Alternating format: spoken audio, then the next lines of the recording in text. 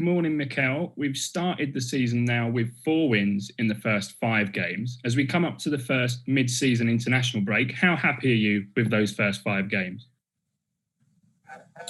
Well, I think we have started the season strong in terms of results as well. When we analyze the team that we already played, it was a big challenge. We played Liverpool 3 times in the last 8 weeks or something. So to come out of that in the situation we are at the moment is really good, but it's just a few games. And now the most difficult thing is to find the consistency every 3 days to keep performing and try keeping the results as good as possible. So we are on that trade at the moment. We're in the middle of what is, on paper, a tough run of away games at the moment. However, at home, we're unbeaten in 10 games dating back to the Chelsea game in December. How crucial is it going to be that we keep up our home form? Yes, I think we can create the Emirates a furnace for us. I think it's going to be crucial for the future result at the end of the season.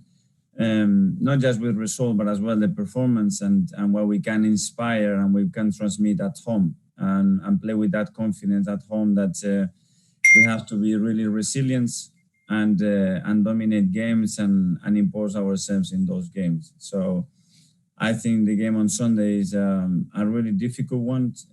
I watched the Sheffield games already and they merit much more from those games. And the way they play, it's tricky. So I'm expecting a really difficult game. Thanks, Mikel. Faye from Premier League. Morning, Mikel.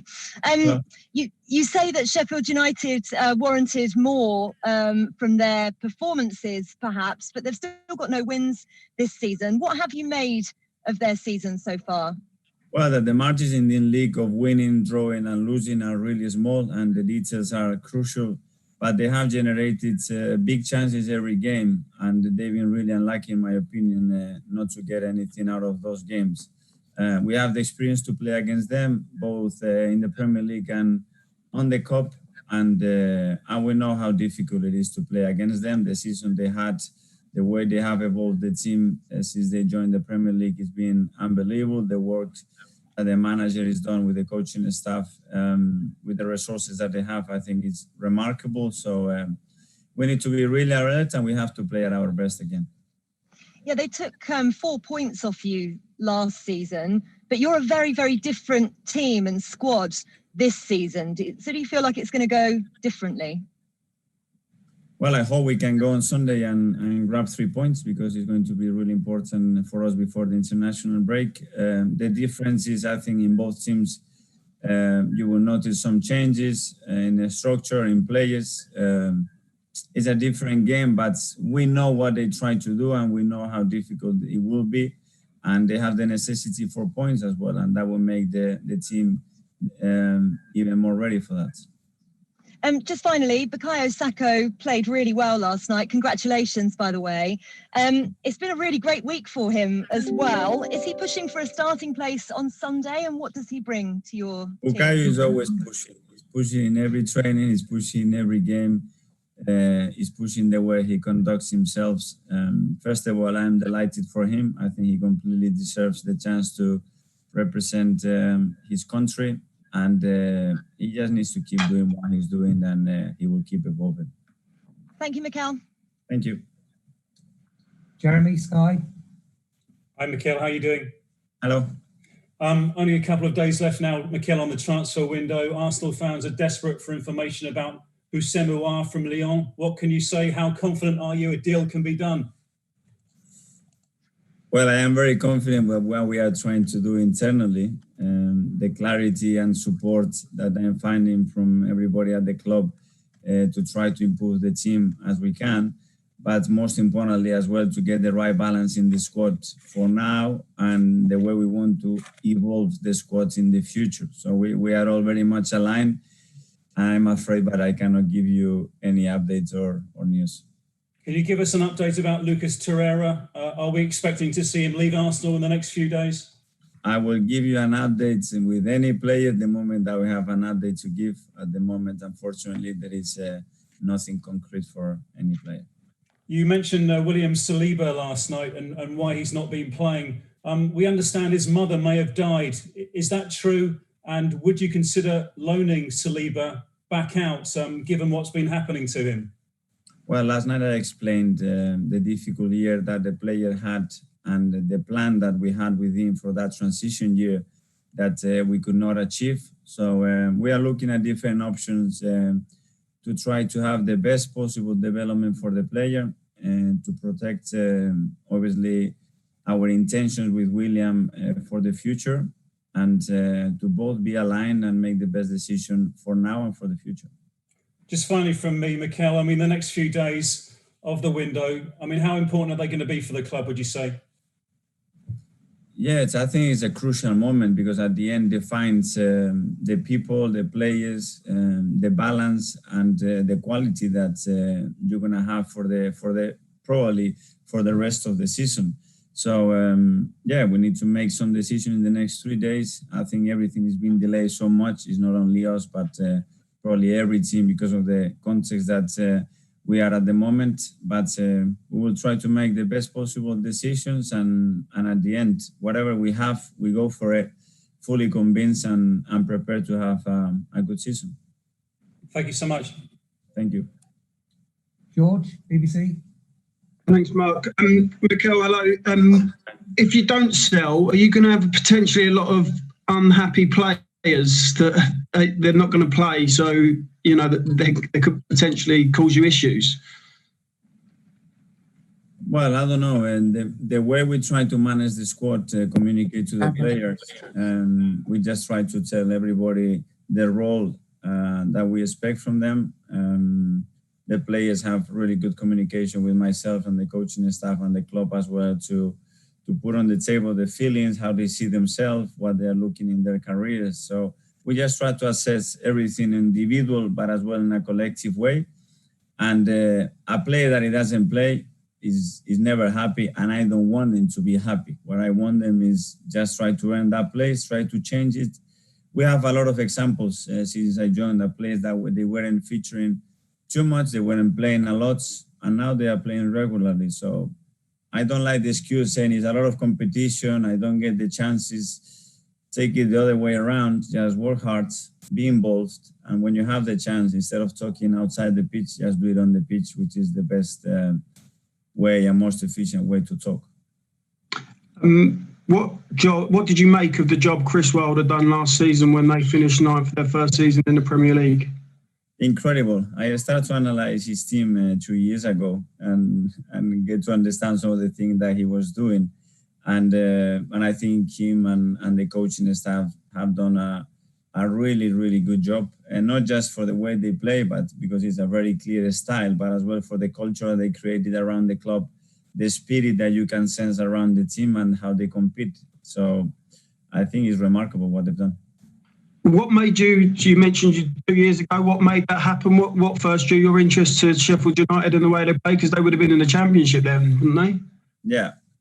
But I was told by somebody else that we had to look at them, and I always like to see different trends, different ways of playing, formations, structures, patterns, and I was impressed with some of the things that they were doing, and it's always good to have this information. Thank you very much. Good luck on Sunday. Thank you very much. Ian, TalkSport.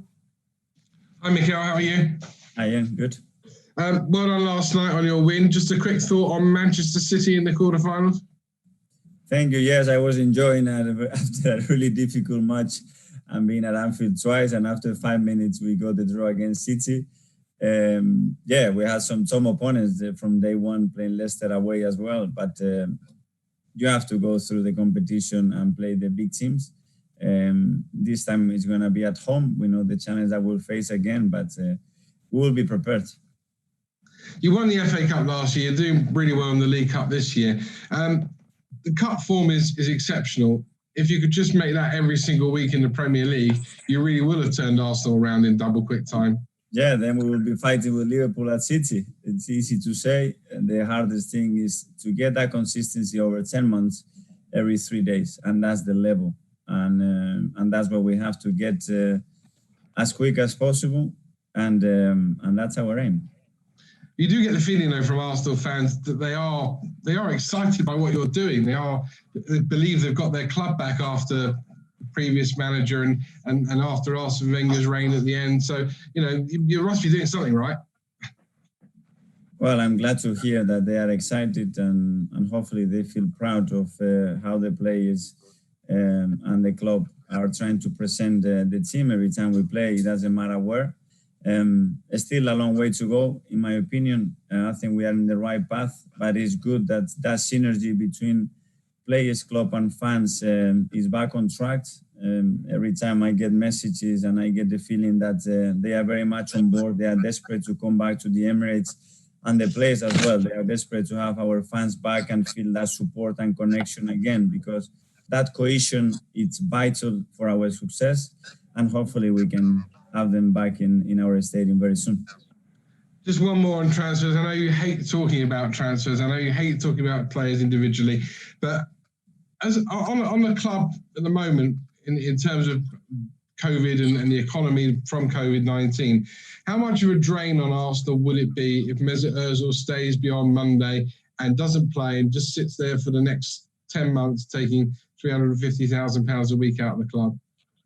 Well, Ian, it's not that I hate the transfer window. I think it's completely necessary. It's a big part of our industry, and as well, I think a lot of people love it because these trading players, and I am a fan as well, and you want to see a player in your team, and it's that excitement. I have my kids playing all the time, manager and FIFA.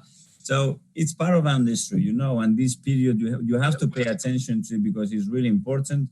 We have to try to manage, first of all, those expectations that have to be realistic for us.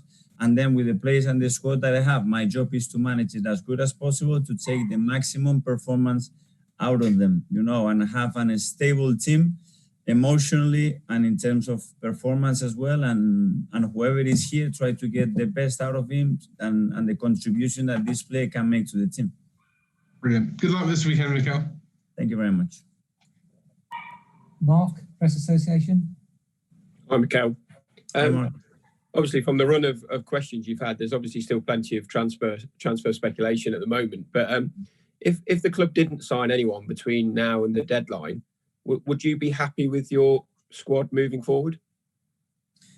I am very happy because the way we are acting and the way we are approaching and the way we are doing the processes around the market, around the squad, the communication link that we have at the moment between myself, Edu, the boards and the ownership, it's really good and I'm really satisfied. And I know that we are all trying our best to improve the team and try to take the direction to achieve the goals that we want.